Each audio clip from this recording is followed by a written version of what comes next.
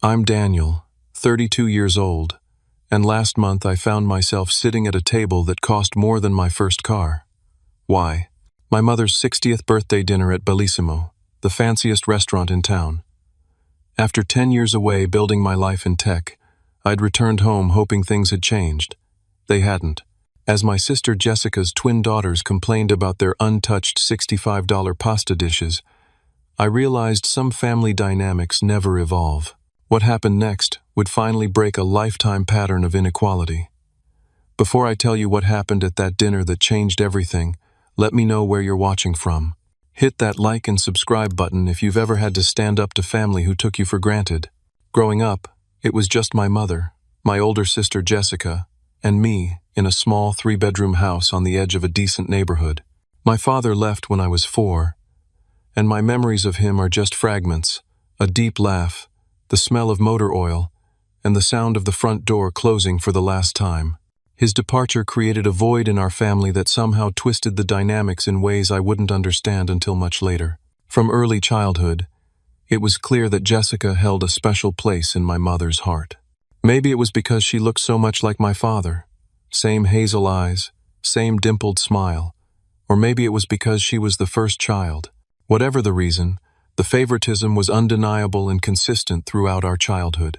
When Jessica needed new clothes for school, my mother would take her shopping at the mall. When I outgrew my jeans, I'd find a plastic bag from Goodwill on my bed. When Jessica wanted to join cheerleading, my mother found the money for uniforms and camp. When I wanted to join the science club, I was told to find a way to pay for it myself.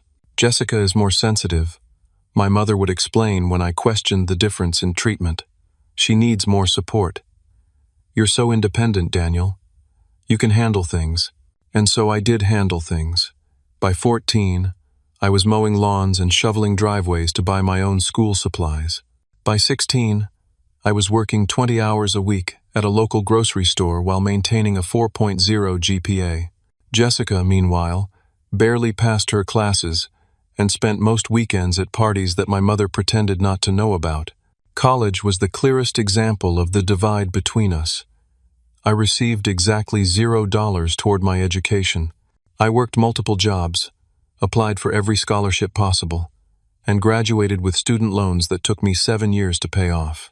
Jessica, on the other hand, had her tuition paid for at a private college, only to drop out after 3 semesters when she met Thomas, her now husband.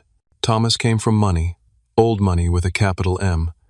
His family owned a chain of car dealerships across 3 states, and he'd never known a day of financial worry in his life. Jessica was dazzled by his wealth, and within a year of meeting, they were married in a ceremony that cost more than most people's houses. To my mother, Thomas was the ultimate catch. He represented everything she had wanted but never achieved: financial security, social status, and the kind of lifestyle she'd only seen in magazines. The fact that Thomas treated service workers like they were beneath him, or that he made casually racist comments at family gatherings, was apparently irrelevant. He had money, and in my mother's world, that was what mattered most. Meanwhile, I was building my own success story. After graduating with a computer science degree, I landed a job at a startup that eventually went public. I moved up the ranks quickly, known for both technical expertise and the ability to manage teams effectively. I lived well below my means, invested wisely, and by 30, had amassed the kind of financial security that most people work their entire lives to achieve. But I never flaunted my success, partly because it wasn't my style, and partly because I knew my family would immediately see me as a resource rather than a person. Jessica and Thomas had twin daughters when they were 26, Lily and Zoe. The girls were cute, bright, and utterly spoiled. From birth, they were given everything they pointed at. Want the newest iPhone? Done. Designer clothes for elementary school? Of course. Extravagant birthday parties with pony rides and professional photographers? Absolutely necessary. I tried to be a good uncle despite living across the country. I'd send thoughtful birthday and Christmas gifts, books about science and space, craft kits, museum memberships. I'd try to video chat with them when I could, but Jessica always found a way to undermine my relationship with her daughters. Uncle Daniel is too busy with his computer job to visit, she'd say within earshot during our calls. Or she'd forget to have the girls write thank you notes for the gifts I sent, while making sure they wrote elaborate cards for Thomas's parents' presents. My mother, predictably, thought Jessica was the world's greatest parent. She's so devoted to those girls, she'd tell me during our monthly phone calls. They're so well-behaved and polite. Jessica is really raising them right. This was despite the fact that every time I saw them, the twins were glued to their tablets, interrupting adult conversations and throwing tantrums when they didn't get their way. But in my mother's eyes, Jessica could do no wrong, and by extension, her parenting was beyond reproach. When my mother turned 59, she had a minor health scare. Nothing serious, but enough to make me reconsider my distance from family. Despite our complicated history, she was still my mother. After much deliberation, I decided to move back to my hometown, buying a modest but comfortable house about 15 minutes from her. I told myself it was to be closer in case of medical emergencies, but part of me still hoped for the maternal connection I'd never really had. Jessica was suspicious of my return from day one. "What happened? Did your fancy job fire you?" she asked the first time I saw her after moving back. "No, I'm still with the same company. I can work remotely now," I explained. "Must be nice to have everything handed to you," she said, apparently blind to the irony of her statement. This was the family dynamic I had returned to, a sister who resented my success despite her own privileged life, a mother who couldn't see the inequality she had created, and me, still trying to earn the approval I knew deep down would never come. Then came my mother's 60th birthday, and the dinner that would finally force me to confront the patterns that had defined our family for decades. When my mother's 60th birthday approached, I saw it as an opportunity to try once more to connect with my family. I called her to suggest dinner at Bellissimo, the most expensive restaurant in town. It was the kind of place with a 3-month waiting list and entrees that started at $40. "That sounds lovely, Daniel," my mother said, sounding genuinely pleased. "Jessica and Thomas should come too, of course." "Of course," I agreed, having expected this. I was thinking just adults, though, a sophisticated evening out. There was a pause on the line. "Well, Jessica won't want to leave the girls. You know how attached they are. And it wouldn't be a proper celebration without my granddaughters." I bit back my objection. 10-year-olds at a restaurant where people proposed marriage and celebrated anniversaries wasn't ideal, but I'd learned long ago that arguing with my mother about Jessica's children was pointless. "Sure, Mom. Whatever will make you happy. It's your birthday." I made the reservation for 6 people, requested the best table they had, and left my credit card on file. When the hostess asked if we were celebrating a special occasion, I explained it was my mother's 60th birthday and asked if they could do something special for dessert. She assured me they would make it memorable. In the weeks leading up to the dinner, I spent hours looking for the perfect gift for my mother. I finally found it in a vintage brooch that resembled one her grandmother had owned, one she'd often talked about missing after it was lost during a move when I was a child. I had it professionally cleaned and placed in a velvet box with a handwritten note. On the evening of the dinner, I arrived 20 minutes early, dressed in a tailored suit I'd had made during a business trip to New York. The hostess led me to our table, a prime spot near the windows overlooking the river. The table was already set with fine china, crystal glasses, and a small arrangement of my mother's favorite flowers that I had arranged to be delivered. My mother arrived 5 minutes late, wearing a new dress I'd never seen before. She gave me a quick hug and immediately asked, "Are Jessica and the family here yet?"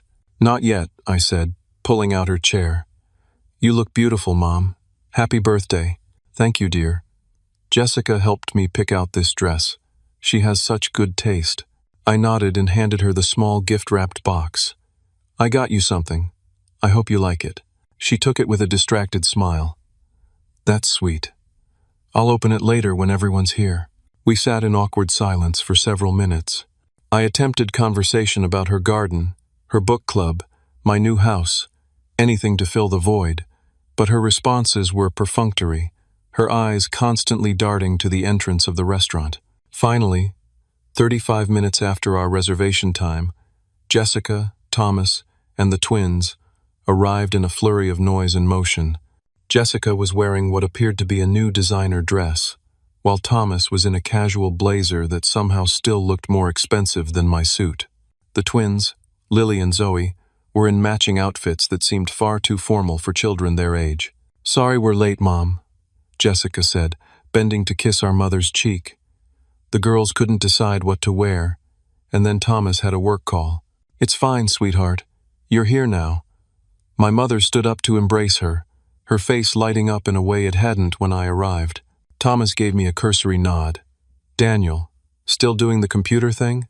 "Software development, yes," I replied, extending my hand, which he shook with the limp grip of someone who's never had to prove himself. Good.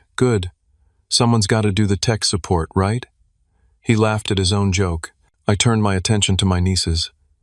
"Hi, Lily. Hi, Zoe. It's good to see you both." The girls barely looked up from the iPads they'd brought with them, the volume loud enough that diners at nearby tables were already glancing over with annoyed expressions. "Girls, say hello to your uncle," Jessica prompted half-heartedly. "Hi," they mumbled in unison, eyes still fixed on their screens. As everyone settled into their seats, I noticed my mother had positioned herself between Jessica and the twins, with Thomas on Jessica's other side. This left me alone on the opposite side of the table, physically separated from the family unit they formed. "So, Mom opened her gift from me this morning," Jessica announced, touching our mother's arm. "Show him, Mom." My mother pulled back her sleeve to reveal a thin gold bracelet with a small diamond charm. "Isn't it beautiful?" Jessica and Thomas got it from that jewelry store in the city. "It's lovely," I said sincerely. I glanced at the gift I'd brought, still sitting unopened by her plate. She followed my gaze but made no move to open it. The waiter approached to take our drink orders. My mother and Jessica both ordered white wine. Thomas requested your most expensive bourbon, neat, and I asked for water. When the waiter asked about drinks for the children, Jessica waved her hand. "They'll just have water. They don't like the fancy sodas anyway." I noticed both girls look up at this, their expressions suggesting this wasn't true, but they remained silent. As we reviewed our menus, Lily and Zoe continued to play games on their iPads, the pinging and chiming sounds creating a constant distraction. An elderly couple at the next table was openly frowning now. "Maybe the girls could use headphones?" I suggested gently. "Or turn the volume down a bit?" Jessica shot me an irritated look. "They're fine. They're just playing." "I know, but this is a pretty quiet restaurant. And, Daniel," my mother interrupted, "don't make a fuss. The girls are just entertaining themselves." I nodded and returned to my menu, ignoring the familiar sting of being the only one ever expected to adjust my behavior. Thomas was loudly discussing the wine list with the waiter, making a show of his knowledge. "We'll take a bottle of the Chateau Margaux for the table," he declared, pointing to one of the most expensive options, priced at $300. The waiter glanced at me, clearly identifying me as the host who would be paying. I gave a small nod, even as I calculated the growing cost of the evening in my head. My mother beamed at Thomas. "You always know the best wines." "It's a gift," he replied with false modesty. "Speaking of gifts, Daniel, what exactly do you do at that tech company again? Something with websites?"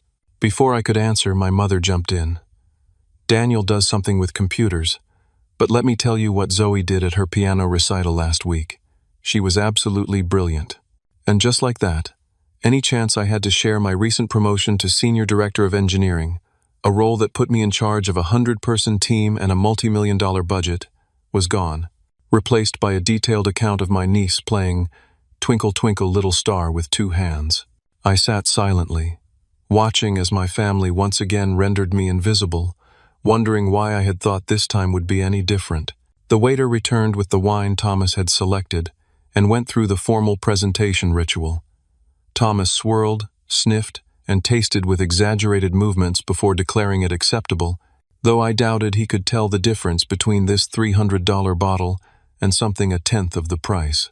As the waiter poured wine for the adults, except me, with my water, he asked if we were ready to order.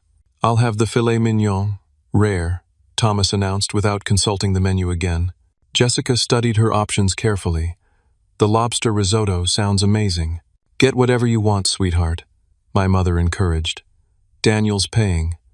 She said this without looking at me, as though my wallet was a separate entity from my person.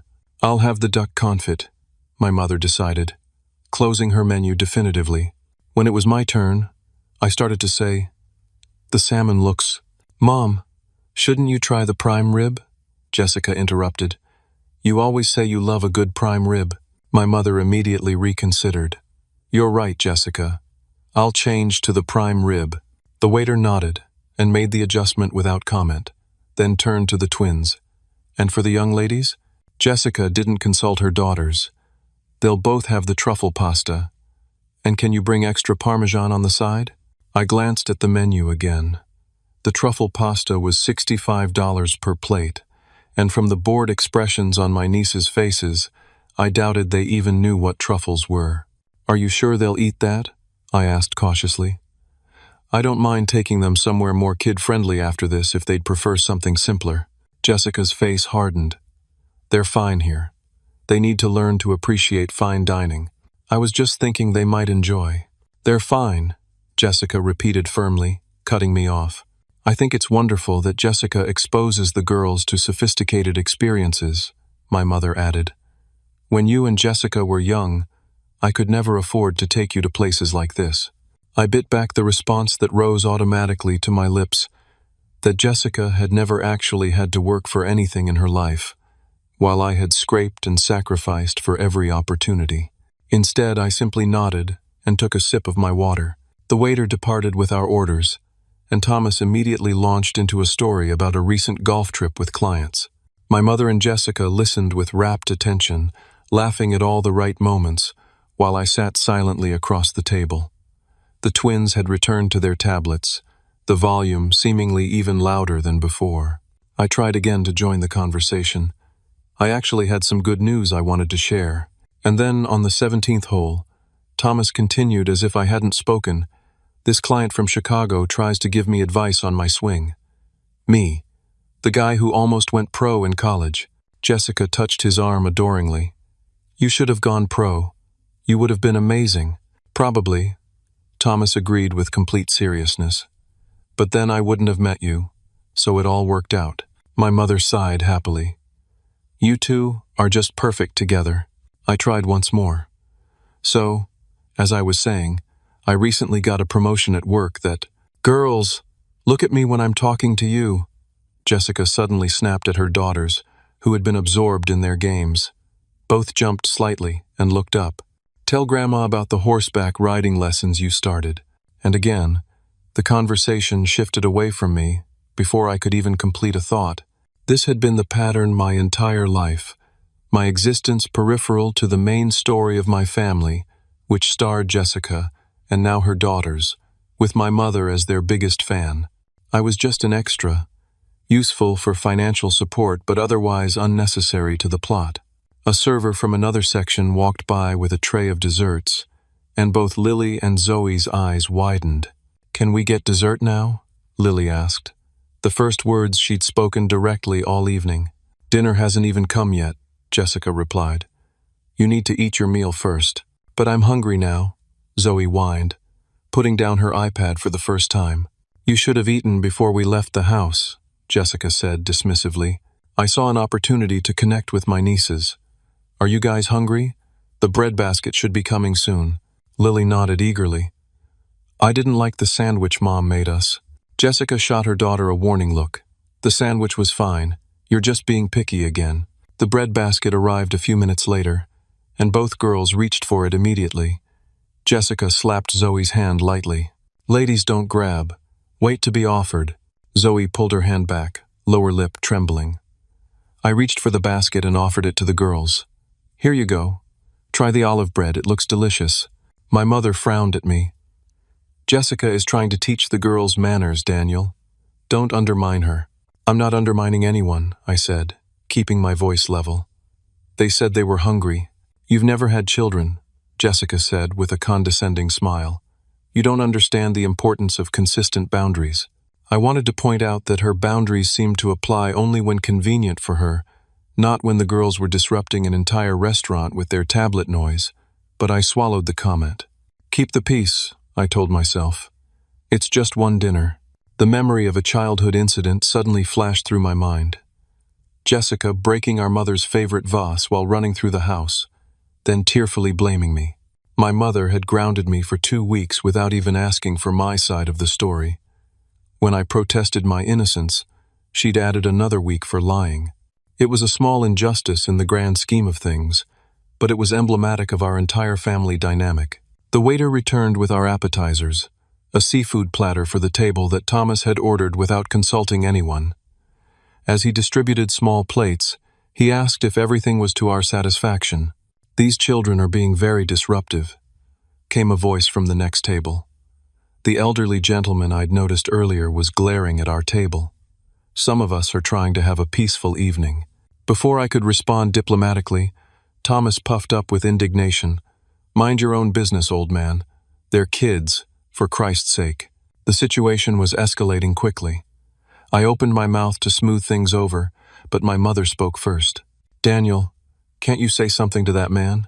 He's ruining my birthday dinner." Of course, it was somehow my responsibility to fix this, despite the fact that I'd been the only one to suggest the twins lower their volume in the first place.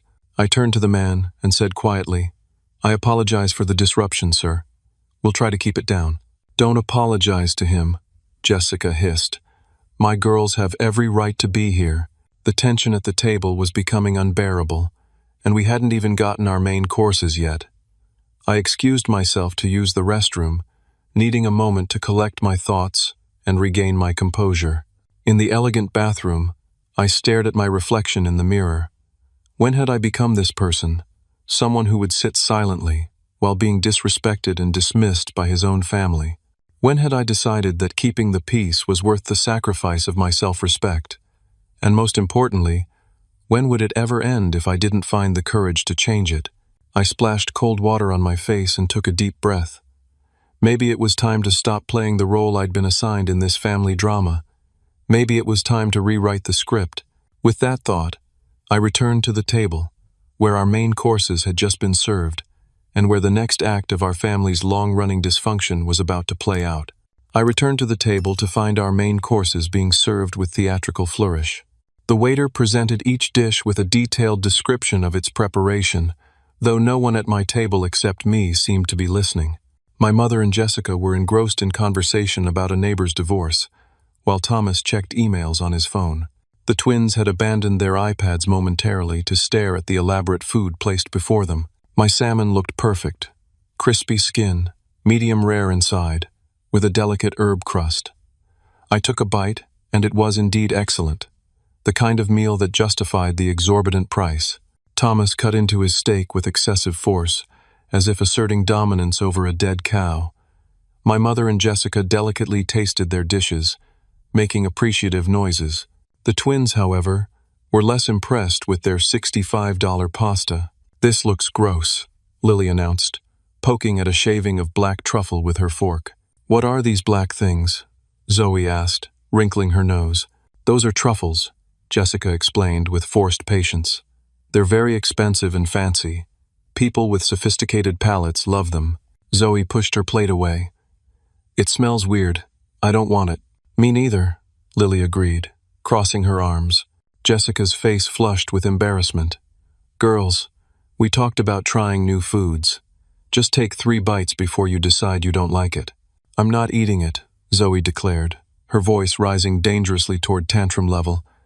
"I want chicken fingers." Thomas didn't even look up from his phone. "Jessica, handle this." My mother jumped in with her standard excuse. "They're probably just tired. It's been a long day for them." I noticed other diners glancing our way again, their expressions a mix of annoyance and pity. The elegant ambiance of the restaurant was increasingly at odds with our table's tension. "I could share some of my salmon with them," I offered. "It's really good, and not too strong flavored." "They need to eat what they ordered," Jessica insisted, though it had been her who ordered for them without consultation. "I'm hungry," Lily complained, her lower lip trembling. "Me too," Zoe added. I felt genuinely bad for them. Whatever their parents' failings in raising them, they were still just kids who were hungry at a restaurant with food they didn't want to eat. This was when it happened, the moment that would finally break the pattern of a lifetime. Girls, your kids can eat when they get home, my mother said dismissively, tossing them napkins as their untouched pasta and dessert boxes sat before them. There wasn't even an attempt to mask the indifference in her voice. Thomas looked up from his phone long enough to laugh. Should have fed them first, I guess. I stared at my mother, then at Jessica and Thomas, unable to believe what I was hearing.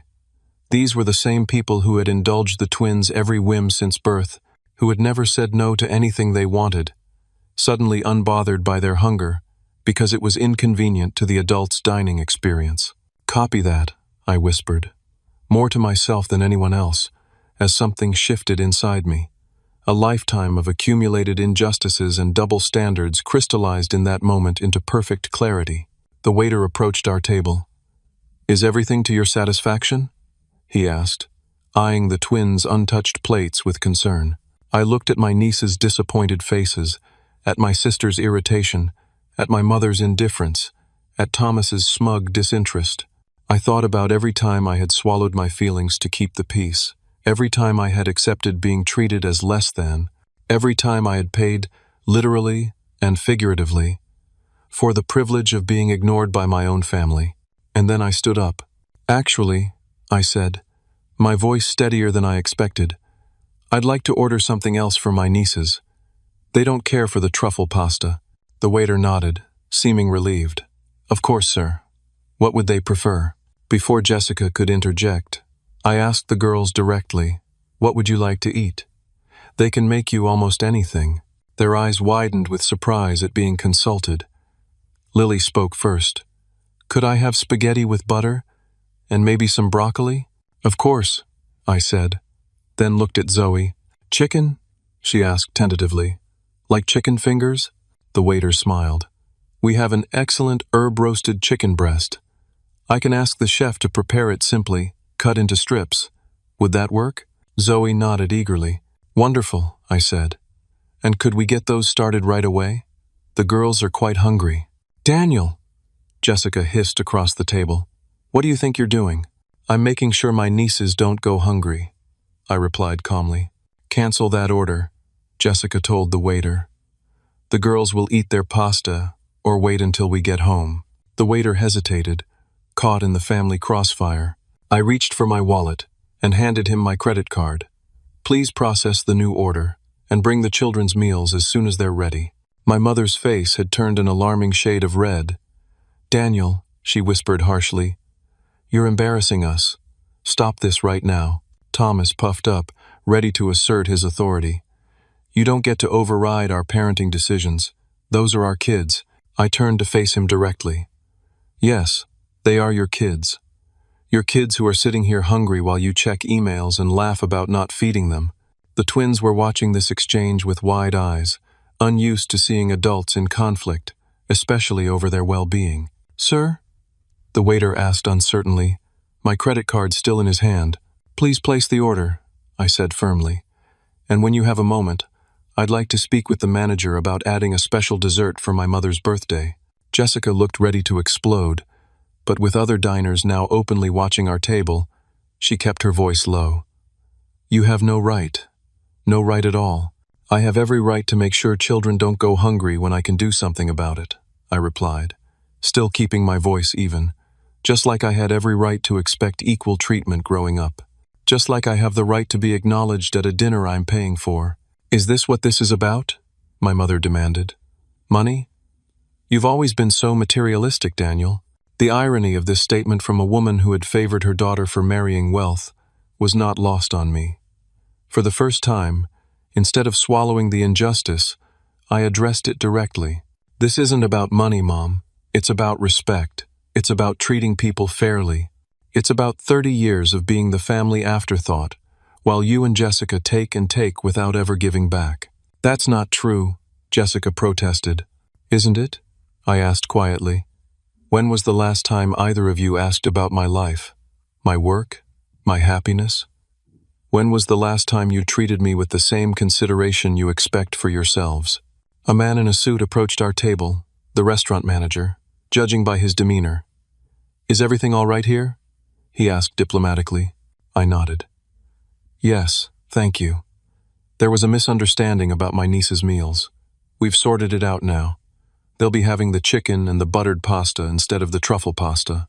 The manager nodded, clearly relieved the situation wasn't escalating further. Of course, sir. We'll have those out right away. My mother stood up abruptly. I think we should leave. This dinner is ruined. If that's what you want, I said calmly. The bill is already covered, but the girls haven't eaten yet, and you haven't had your birthday dessert. I don't want dessert, she snapped. I want my son to stop making a scene. I'm not making a scene, Mom. I'm finally speaking up after a lifetime of staying silent. Thomas stood as well, looming over the table in what I assumed was meant to be an intimidating posture. Let's go, Jessica. Bring the girls. Lily looked at her half-full water glass, then at me. But Uncle Daniel ordered us food. And I'm still hungry, Zoe added softly. Jessica was caught in an impossible position of her own making. To leave and admit she was willing to take her hungry children home to prove a point, or stay and concede that I had been right to intervene. Fine, she said through gritted teeth. We'll wait for their food. But this conversation isn't over, Daniel. No, I agreed as everyone slowly sat back down. I don't think it is. The silence that descended on our table was heavier than any I could remember. But for the first time in my life, I felt the weight of family obligation lifting from my shoulders, replaced by the unfamiliar but welcome sensation of standing up for what was right, even if it meant disrupting the careful fiction of family harmony we'd maintained for so long. When the waiter returned minutes later with simple plates of food for the twins, their faces lit up. Thank you, Uncle Daniel, Lily said, picking up her fork. You're welcome, I replied, ignoring the daggers being stared at me from the adult members of my family. Sometimes the most important moments in our lives aren't marked by celebration, but by the quiet dignity of finally saying enough. The twins ate their new meals with obvious enjoyment, oblivious to the charged atmosphere around them. My mother stabbed at her prime rib with unnecessary force. Jessica pushed food around her plate without eating. Thomas drained his bourbon and signaled for another. I continued eating my salmon, determined not to let the tension ruin an excellent meal. The restaurant manager approached again, this time with a small cake adorned with a single candle.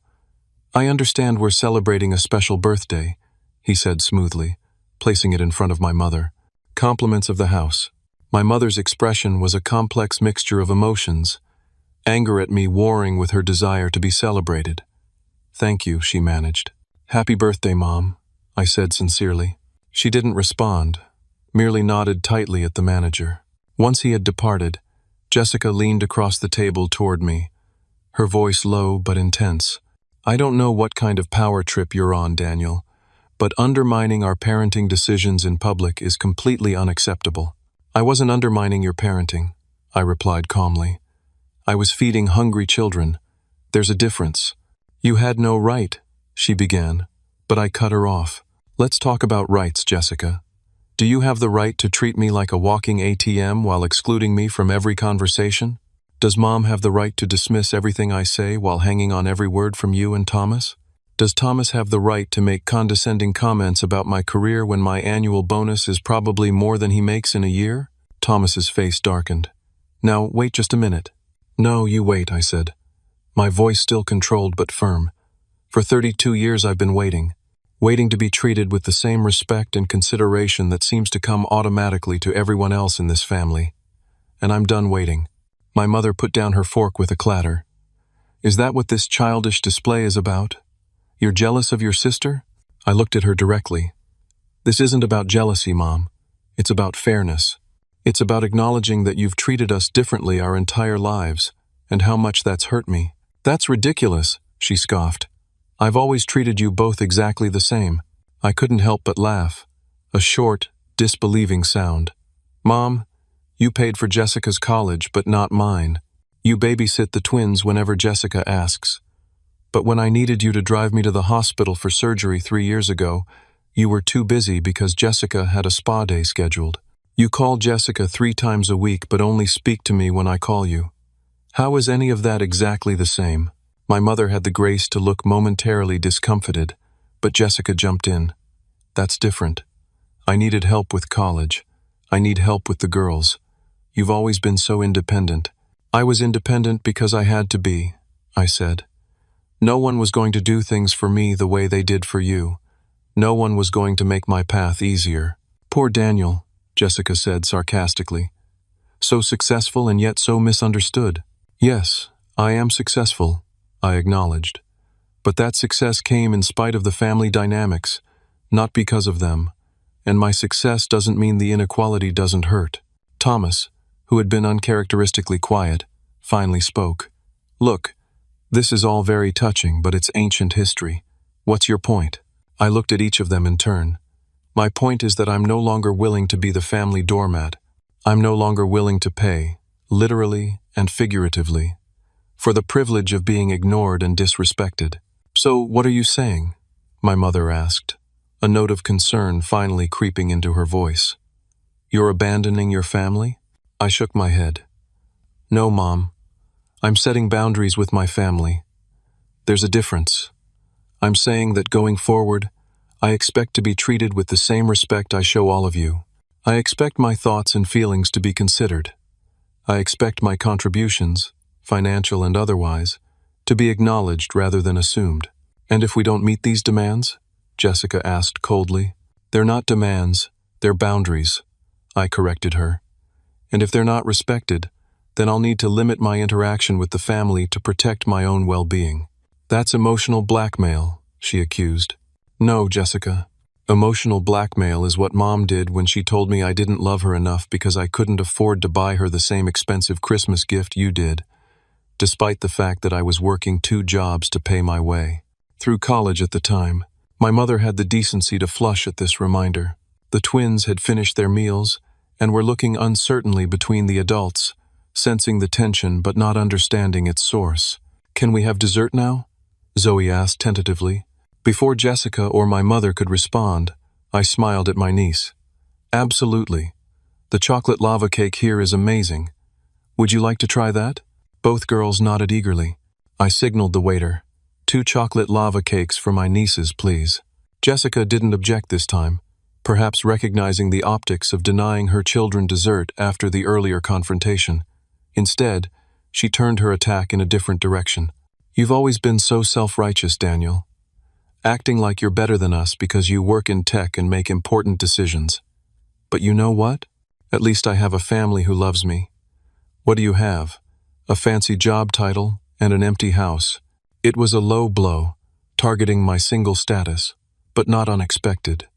Jessica had always found my vulnerabilities with unerring accuracy. I have self-respect, I replied quietly, and people in my life who value me for who I am, not what I can provide for them. That's worth more than you might think.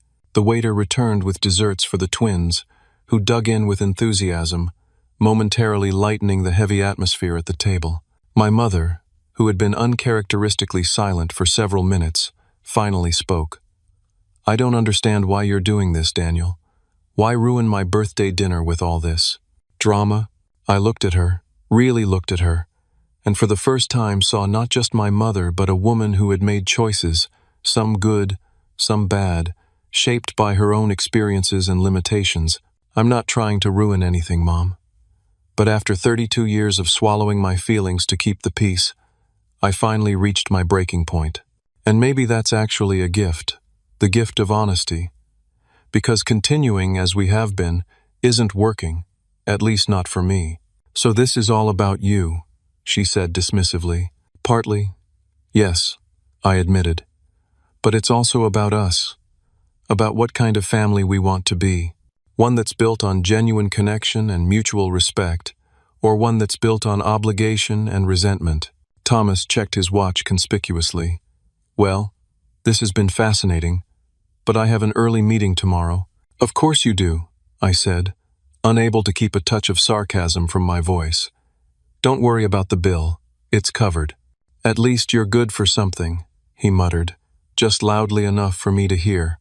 I let the comment pass, recognizing it for the desperate attempt to reassert control that it was.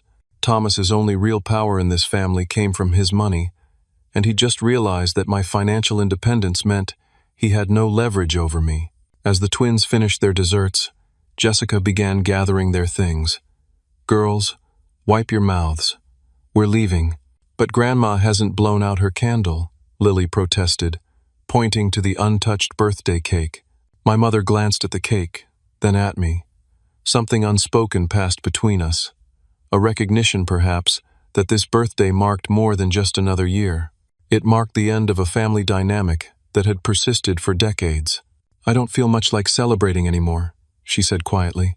I signaled for the check, which the waiter brought promptly along with a box for the untouched cake. The total came to just over $800, including the wine and Thomas's expensive bourbon. I added a generous tip and signed without comment. As we all stood to leave, I reached out and lightly touched my mother's arm. Happy birthday, Mom. I hope you know that despite everything, I do love you. She looked at me for a long moment, her expression unreadable. Then she simply nodded and turned away, following Jessica and Thomas toward the exit.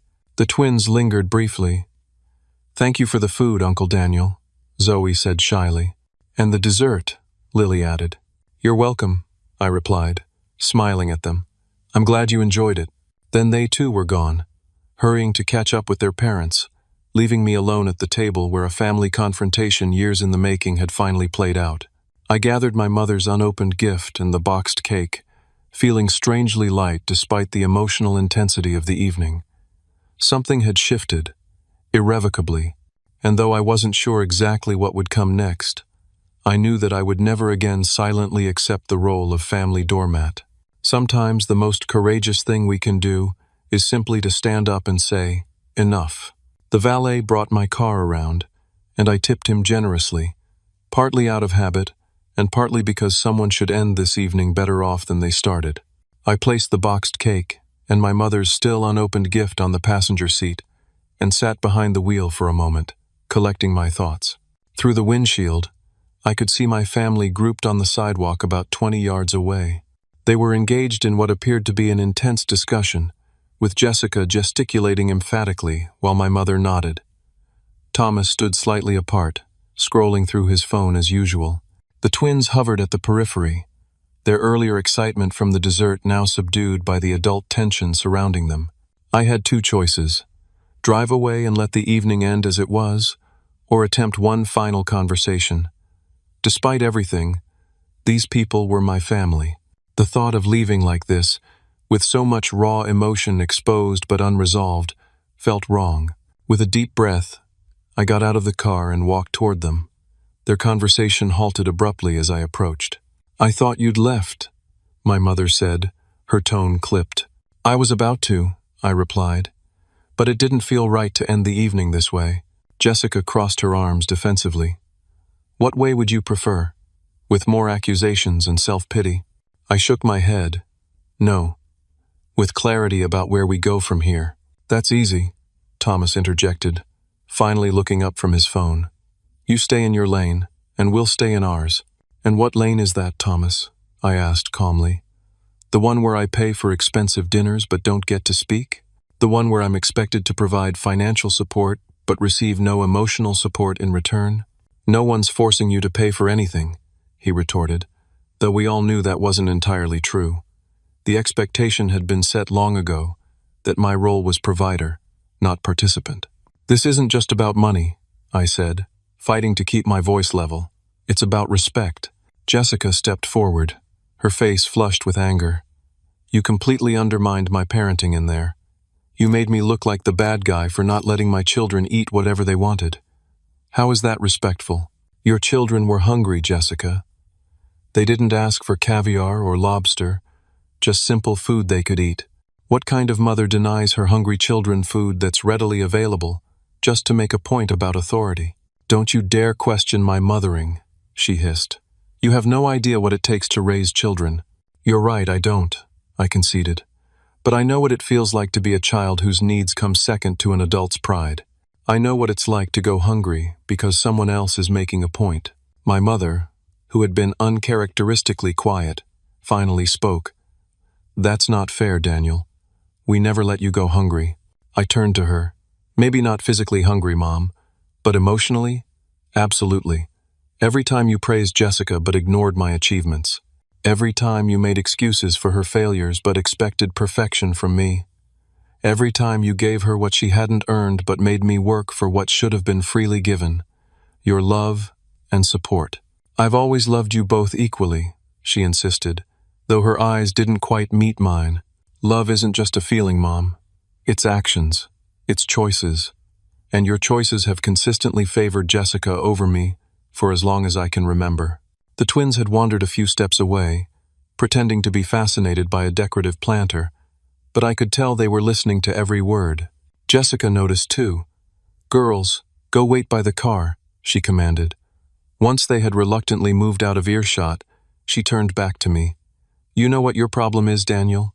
You can't stand that despite all your money and success, you're still alone. No wife, no kids, just your fancy job and your big empty house. So you're trying to buy my children's affection to fill the void in your sad little life."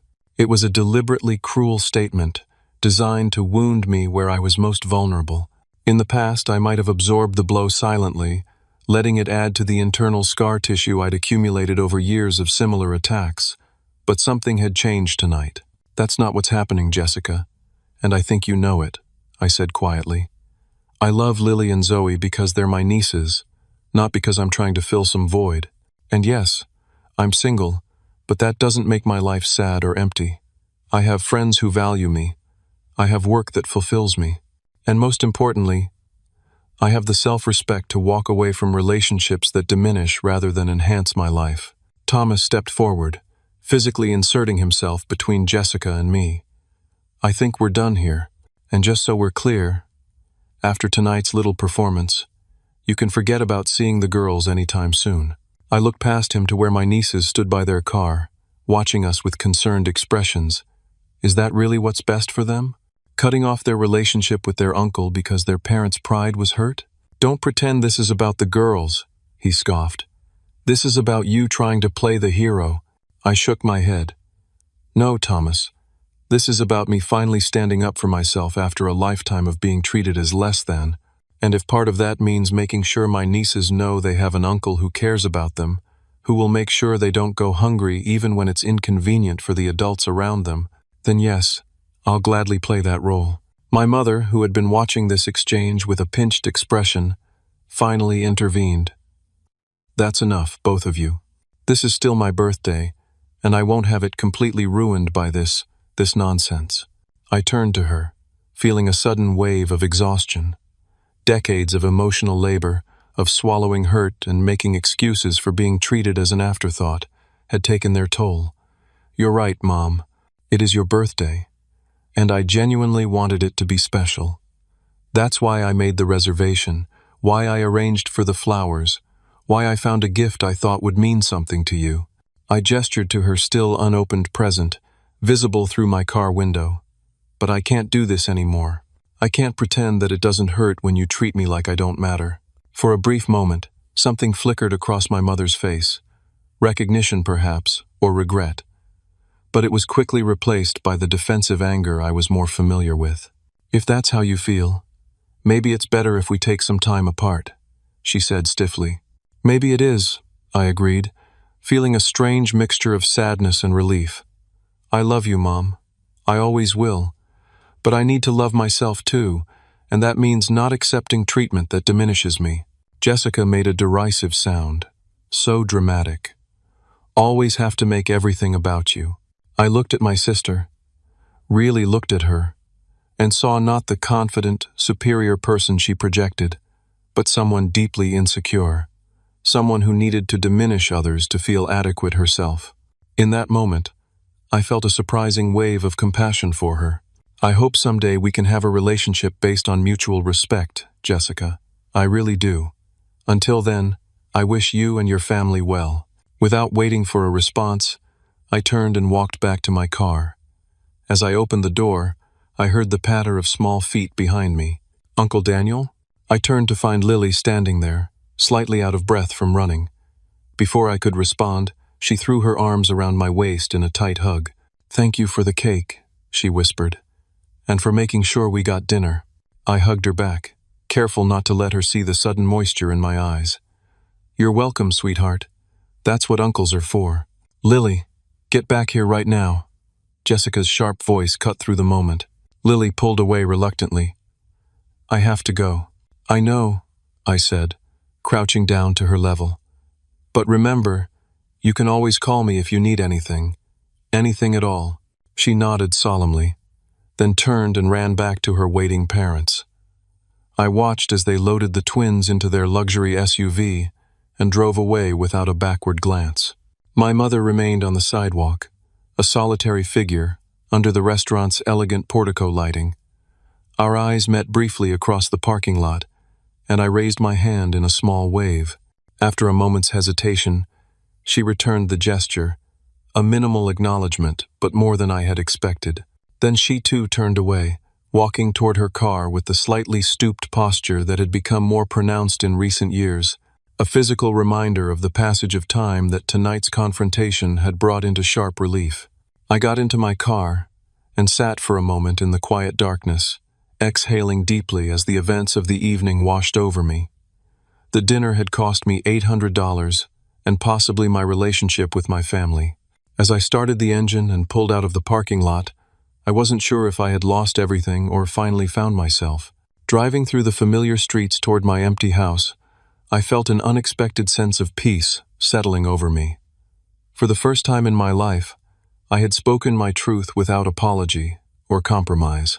Whatever came next, I would face it as a person who had found the courage to stand up for himself, to demand the respect he deserved. Some prices are worth paying, and some losses are actually gains in disguise. As I pulled into my driveway, I realized that tonight's confrontation had given me something no amount of family approval ever could, the knowledge that I was finally free from the need to seek it. 3 months passed in a strange, suspended silence. No calls from my mother, no texts from Jessica, no invitations to family gatherings. The vintage brooch I had so carefully selected for my mother's birthday remained in its velvet box on my mantel, a tangible reminder of a relationship in limbo. At first, the silence was deafening. I would find myself reaching for my phone to call my mother, a lifetime habit of seeking reconciliation not easily broken. But each time, I stopped myself, remembering the look on her face in the restaurant parking lot, not anger or hurt, but something more troubling, indifference. The first week was the hardest. I questioned my actions constantly. Had I been too harsh, too selfish, too dramatic, as Jessica had accused? I replayed the dinner conversation in my mind, examining it from every angle, searching for the point where I could have steered things differently. But as the days turned into weeks, something unexpected happened. The fog of family obligation began to lift, revealing a landscape of possibilities I had never fully seen before.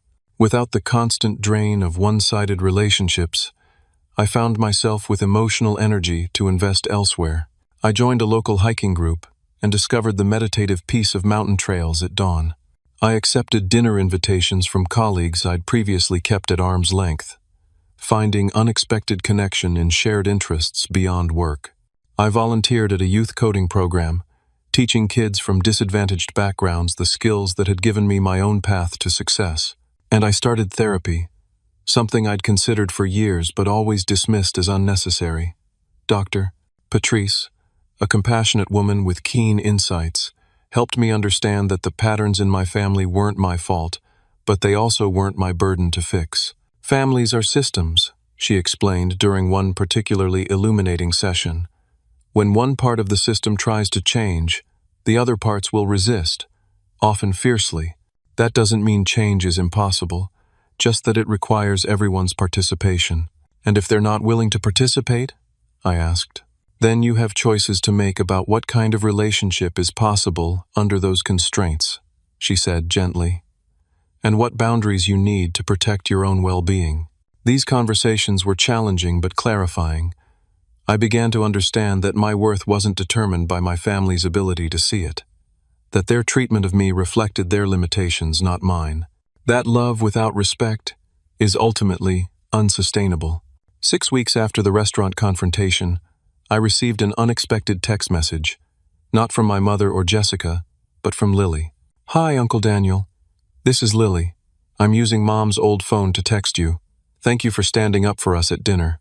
Mom and Dad were mad, but Zoe and I thought you were brave. Miss you." I stared at the message for a long time, a complex mixture of emotions washing over me.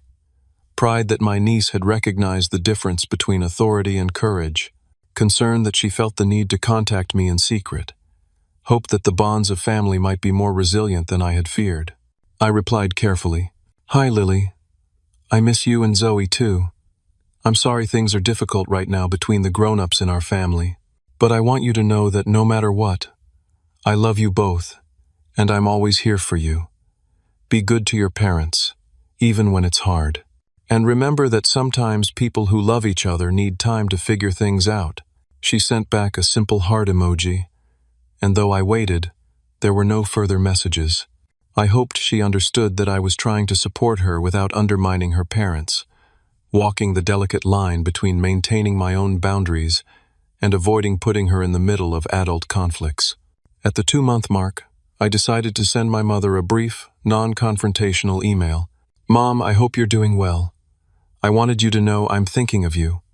If you'd like to talk sometime, I'm open to that. Love, Daniel." No response came, and I told myself I was okay with that. Healing couldn't be rushed, for any of us. Then, 3 months to the day after the restaurant confrontation, I was pushing a cart through the produce section of Whole Foods when I heard a familiar voice. "Daniel?" I turned to find my mother standing by the organic apples, a shopping basket over her arm, looking somehow smaller than I remembered. "Mom," I said, surprised but composed. "How are you?" "I'm fine," she replied, her eyes darting from my face to her basket and back again. "Your hair is different."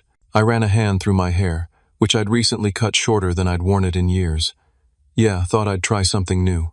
An awkward silence fell between us, filled with the mundane sounds of the grocery store, the misting system over the vegetables, the distant beep of checkout scanners, the low murmur of other shoppers. "I got your email," she finally said. "I wasn't sure," I admitted. "I didn't know how to respond." She adjusted her grip on the shopping basket. "I'm not good at talking about difficult things." "I know, Mom." Another silence, but less strained this time. "Jessica says you're trying to turn the girls against her," my mother said abruptly. I sighed.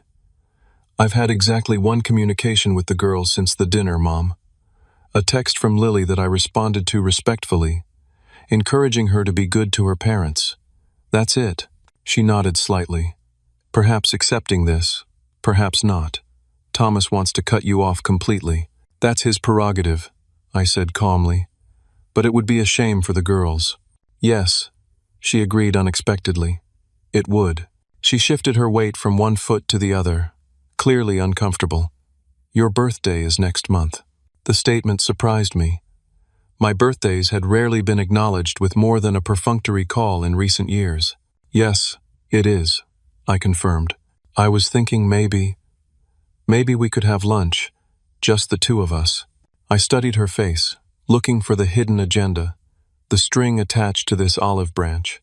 But all I saw was an aging woman trying, in her limited way, to reach across a divide she had helped create but didn't fully understand how to bridge. "I'd like that," I said simply. Relief flickered across her features. "Good. That's good." As she turned to go, I remembered something. "Mom, wait." I reached into my pocket and pulled out my house key ring, quickly removing a small key from it. "I still have your birthday present at my place. This is a spare key to my house. You can stop by any time to pick it up if you want. I leave for work around 8 and usually get home around 6.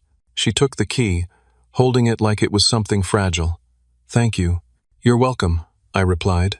We parted then, each returning to our separate shopping, our separate lives. But something had shifted.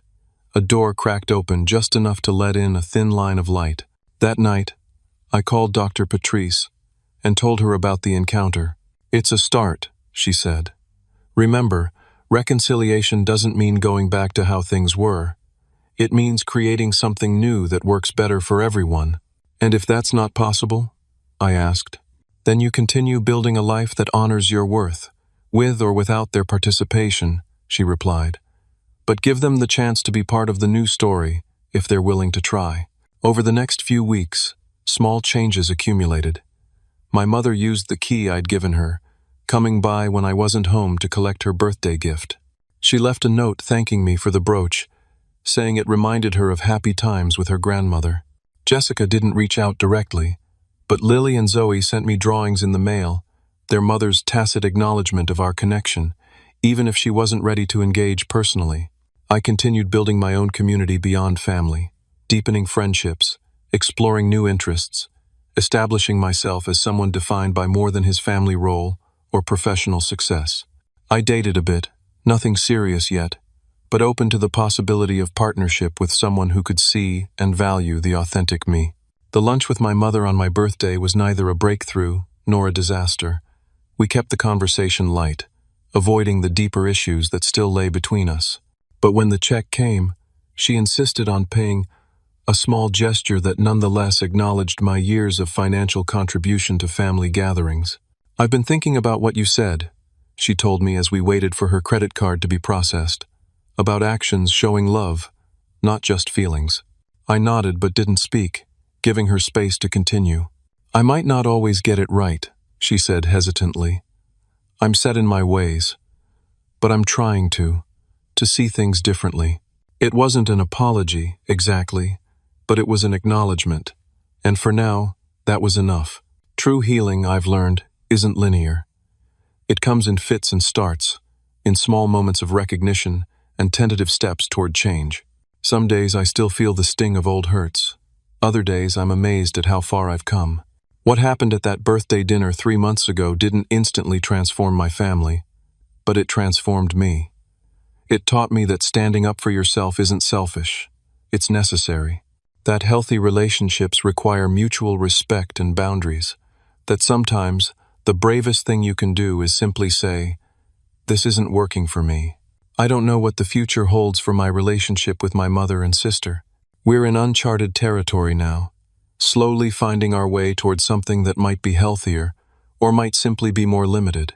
Either way, I'm at peace with my part in the story, the part where I finally found the courage to stop accepting less than I deserved. Sometimes families break and reform into something different but stronger. Sometimes the cracks remain, a visible reminder of what happened but no longer threatening the foundation. And sometimes, the act of standing up for yourself is its own reward, regardless of how others respond. What about you? Have you ever had to stand up to family who took you for granted? How did you find the courage to say enough is enough? Share your story in the comments below.